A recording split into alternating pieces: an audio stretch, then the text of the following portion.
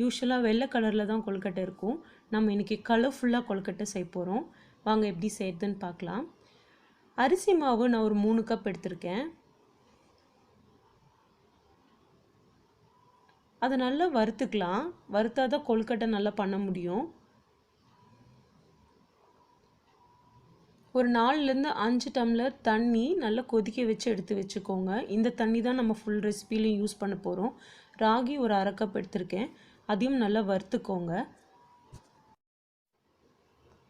நல்லா வறுத்தா தான் கொழுக்கட்டை வந்து நமக்கு பிடிக்க முடியும். இல்லைன்னா மாவு மாதிரி வழுவழுன்னு இருக்கும்.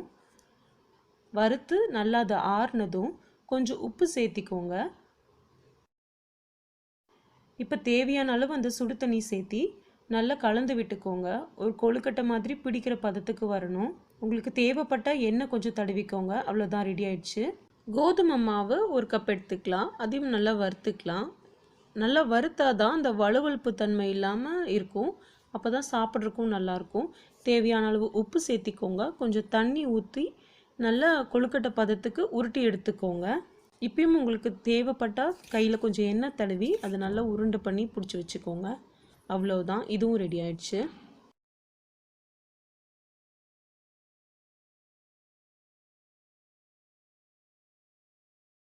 அரிசி மாவு 3/4 கப் எடுத்திருக்கேன். இது கூட கொஞ்சம் உப்பு சேர்த்திக்கோங்க. தேவையான அளவு சுடு தண்ணி சேர்த்திக்கோங்க. நல்லா கலந்து விட்டு கொழுக்கட்டை மாவு பிடிக்கிற பதத்துக்கு மாவு நல்லா உருட்டி எடுத்துக்கோங்க. தேவைப்பட்ட எண்ணெய் தடவிக்கோங்க. அவ்வளோதான், ரெடி ஆயிடுச்சு. ஒரு கைப்பிடி புதினா எடுத்திருக்கேன். 2 கைப்பிடி கொத்தமல்லி தழை எடுத்திருக்கேன். ஒரு 1/4 டம்ளர் தண்ணி விட்டு நல்லா அரைச்சி எடுத்துக்கலாம். இதை வடிகட்டி நம்ம அந்த சாறை மட்டும்தான் சேர்த்திக்க போகிறோம். நம்ம ஊற்றுற தண்ணி சுடு தண்ணியாக இருக்கட்டும். அரிசி மாவு 3/4 கப் எடுத்திருக்கேன். உப்பு சேர்த்தி அந்த புதினா தண்ணியை சேர்த்திக்கலாம். இதையும் நல்லா கலந்து விட்டுக்கலாம். ஒரு சப்பாத்தி மாவு பதத்துக்கு பெரட்டி எடுத்துக்கோங்க. உங்களுக்கு நல்ல கலர் வேணும்னா பாலக்கீரை கூட சேர்த்திக்கலாம். ஆனால் நான் பொதுவாக பூஜை டைமில் கீரை சேர்த்த மாட்டோம். அதனால தான் நான் புதினா கொத்தமல்லி சேர்த்திருக்கேன். கேரட் நல்லா திக்காக கேரட் ஜூஸ் எடுத்து வச்சுக்கோங்க. அதை நல்லா கொதிக்கிற தன்மை வந்ததும் அரிசி மாவு ஒரு 3/4 கப் சேர்த்திக்கோங்க. உப்பு சேர்த்தி அந்த கேரட் ஜூஸையும் கலந்துக்கோங்க.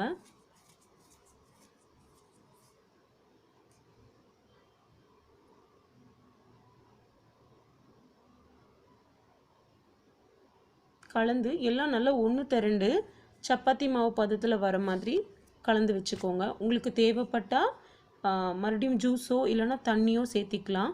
நமக்கு கலர் நல்லா திக்காக வரணுங்கிறதுக்காக நான் ஜூஸ் மட்டும்தான் சேர்த்துறேன். உங்ககிட்ட இல்லைன்னா மறுபடியும் கொஞ்சம் தண்ணி கூட சேர்த்திக்கலாம். இப்போயும் உங்களுக்கு தேவைப்பட்டால் கொஞ்சம் எண்ணெய் தடவிக்கோங்க. அவ்வளோதான், ரெடி ஆயிடுச்சு. அரிசி மாவு ஒரு 3/4 கப் எடுத்துக்கோங்க. உப்பு தேவையான அளவு எடுத்துக்கோங்க. மஞ்சத்தூள் ஒரு 1/2 சிட்டிகை எடுத்துக்கோங்க. மஞ்சத்தூள் ஒரு 1/2 டீஸ்பூன் எடுத்துக்கோங்க. வெது வெதுப்பான தண்ணி சேர்த்தி நல்லா கலந்து பிசைஞ்சு எடுத்துக்கோங்க. மஞ்சத்தூள் வந்து நமக்கு அந்த மஞ்சள் கலர் வரத்துக்காக கையில் லேசாக எண்ணெய் தடவி நல்லா உருட்டி எடுத்துக்கிட்டேன். திக்காக பீட்ரூட் ஜூஸ் எடுத்திருக்கேன். இதையும் நல்லா கொதிக்க வச்சிடலாம். ஏன்னா சூடான தண்ணியில் நம்ம கொழுக்கட்டை மாவு பிடிச்சாதான் அது நல்லா வரும். அரிசி மாவு ஒரு 3/4 கப் எடுத்திருக்கேன். தேவையான அளவு உப்பு, பீட்ரூட் ஜூஸ் இப்போ சேர்த்திருக்கோம். இப்போவும் உங்களுக்கு தேவைப்பட்டால் கொஞ்சம் எண்ணெய் தடவி அது ஒரு சப்பாத்தி மாவு பதத்துக்கு பெரட்டி எடுத்துக்கோங்க. இப்போ எல்லா கலர் மாவும் நமக்கு ரெடி ஆயிடுச்சு. இது சின்ன சின்ன பால்ஸாக நம்ம உருட்டி எடுத்துக்கலாம். சாரி, ஸ்பீடாக போகிறதுக்கு காரணம் வந்து வீடியோ டைமிங் ரொம்ப ஜாஸ்தி ஆகும். உங்களுக்கு நான் பொறுமையாக காட்டினேன்னா தப்பாக நினச்சிக்க வேண்டாம். எல்லாம் ஒரே மாதிரி தான். எல்லா கலரும் எடுத்து நம்ம சின்ன சின்ன உருண்டையாக உருட்டி உருட்டி வைக்க வேண்டியது தான்.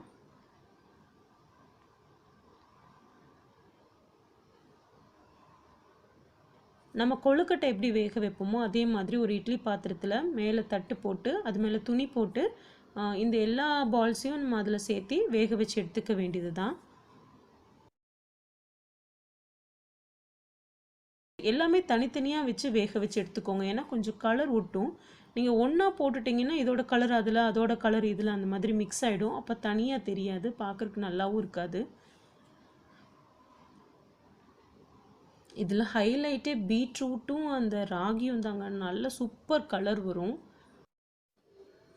புதினா கொத்தமல்லி கொழுக்கட்டை ரெசிபி நான் இன்னொன்று நான் லேட்டராக போடுறேன். அது ரொம்ப நல்லாயிருக்கும், ரொம்ப டேஸ்டியாக இருக்கும்.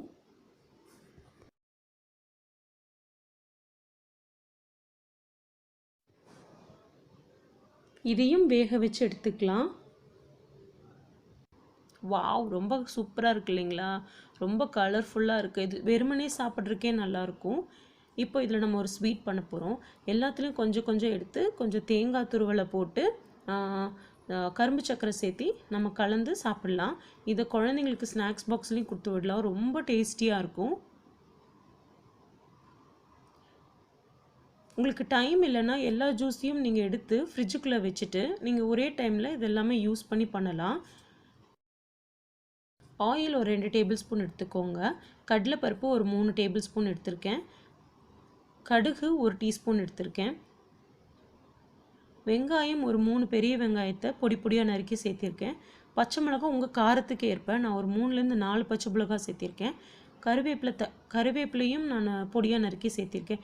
இதெல்லாம் நல்லா வதக்கிக்கோங்க. தேவையான அளவு உப்பும் சேர்த்திக்கோங்க.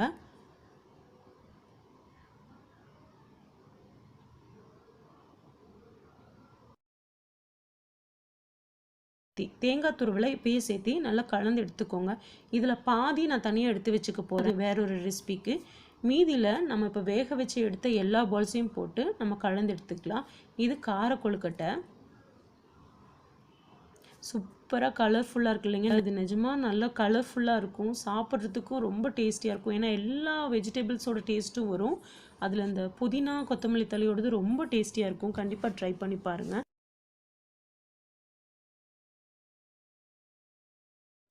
அரிசி மாவு 3 கப் எடுத்திருக்கேன். இப்போ நம்ம வதக்கி வச்ச வெங்காயத்தை ஒரு 2 டேபிள் ஸ்பூன் மட்டும் விட்டுட்டு மீதி எல்லாமே நம்ம இப்போ கலந்துக்கலாம். இனி நம்ம செய்ய போகிற பிடி கொழுக்கட்டைக்கு இந்த மாவு தான் நம்ம எடுத்துக்க போகிறோம். வெங்காயம் கலந்து இந்த அரிசி மாவு தான் நம்ம எடுத்துக்க போகிறோம். ஒரு 3/4 கப் வெங்காயம் சேர்த்து அந்த அரிசி மாவு எடுத்துக்கோங்க. அதில் கேரட் ஜூஸ் கலந்து நல்லா பெரட்டி எடுத்து வச்சுக்கோங்க.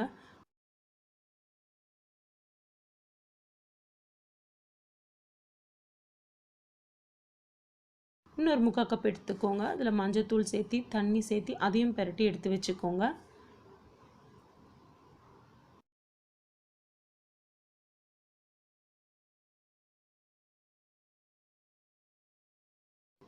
ஒரு 3/4 கப் ராகி எடுத்துக்கோங்க.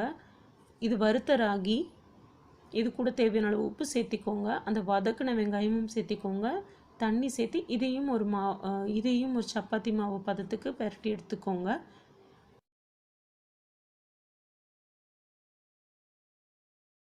இது வறுத்த கோதுமை. இதையும் ஒரு 3/4 கப் எடுத்துக்கோங்க. தேவையான அளவு உப்பு சேர்த்திட்டு வெது வெதுப்பான தண்ணியில் நல்லா இதையும் ஒரு சப்பாத்தி மாவு பதத்துக்கு பெரட்டி எடுத்துக்கோங்க.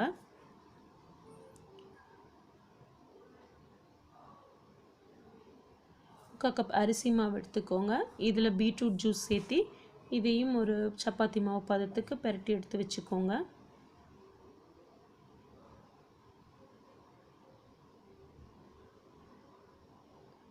முக்கால் கப் அரிசி மாவு, மறுபடியும் புதினா கொத்தமல்லி தண்ணி இருக்கு இல்லைங்களா, இது வெது வெதுப்பாக நம்ம சூடு பண்ணியிருக்கோம் இல்லையா, இதில் சேர்த்தி இதையும் ஒரு சப்பாத்தி மாவு பதத்துக்கு பெரட்டி எடுத்து வச்சுக்கலாம்.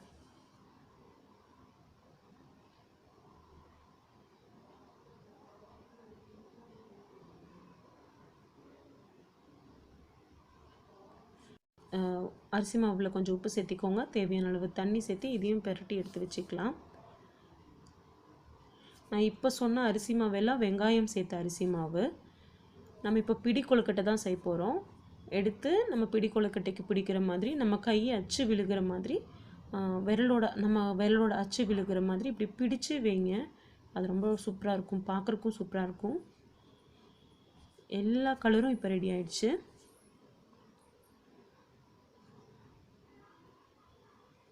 இப்போ அதே மாதிரி நம்ம வேக வச்சு எடுத்து வச்சுக்கலாம். அவ்வளோதான், பிடி கொழுக்கட்டை ரெடி ஆயிடுச்சு. மோதகம் எப்படி செய்யறதுன்னு பார்க்கலாம். மோதகம் அச்சு இருக்கும் இல்லைங்களா, அதில் கொஞ்சம் எண்ணெய் தடவி எடுத்து வச்சுக்கோங்க. பிடி கொழுக்கட்டை செய்கிறோம் இல்லைங்களா, அந்த மாவு தான் இது. வெங்காயம் உப்பெல்லாம் சேர்ந்தது. என்னோடய மோதகம் அச்சு வந்து ரொம்ப பெருசானால தான் பாதி வரைக்கும் நான் ஸ்டஃப் பண்ணியிருக்கேன். இது ரொம்ப டேஸ்டியாக இருக்கும், குழந்தைங்களுக்கு ரொம்ப பிடிக்கும். பிடி கொழுக்கட்டை வந்து நமக்கு ரொம்ப பிடிக்கும். நம்ம குழந்தைங்களா இருக்கும்போது அதெல்லாம் ரொம்ப நல்லா சாப்பிட்ருப்போம். குழந்தைங்களுக்கு இது ரொம்ப பிடிக்கும். சும்மா இது எல்லா கலர்லேயும் உங்களுக்கு செஞ்சு காட்டலாங்கிறதுக்காக தான் செய்கிறேன். இது ரொம்ப ஈஸியும் கூட.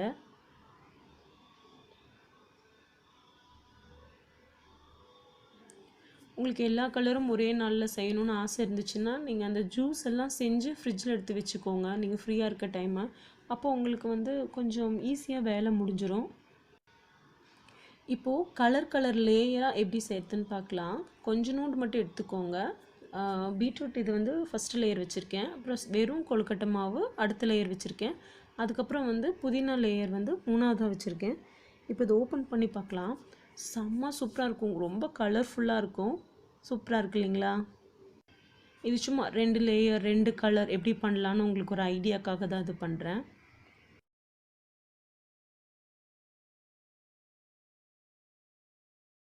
இது ரொம்ப ஈஸி, நம்மளோட க்ரியேட்டிவிட்டி தான்.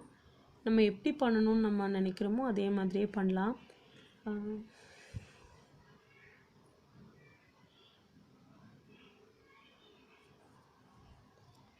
இது எல்லாத்தையும் இப்போ வேக வச்சு எடுத்து வச்சுக்கலாம். நீங்களும் இந்த ரெசிபியை செஞ்சு பாருங்கள். செஞ்சு பார்த்துட்டு எப்படி இருந்துச்சுன்னு என்னோடய சேனலுக்கு கமெண்ட் பண்ணுங்கள். உங்களுக்கு இந்த வீடியோ பிடிச்சிருந்ததுன்னா லைக் பண்ணுங்கள், ஷேர் பண்ணுங்கள், என்னோடய சேனலுக்கு சப்ஸ்கிரைப் பண்ணுங்கள். Thank you friends.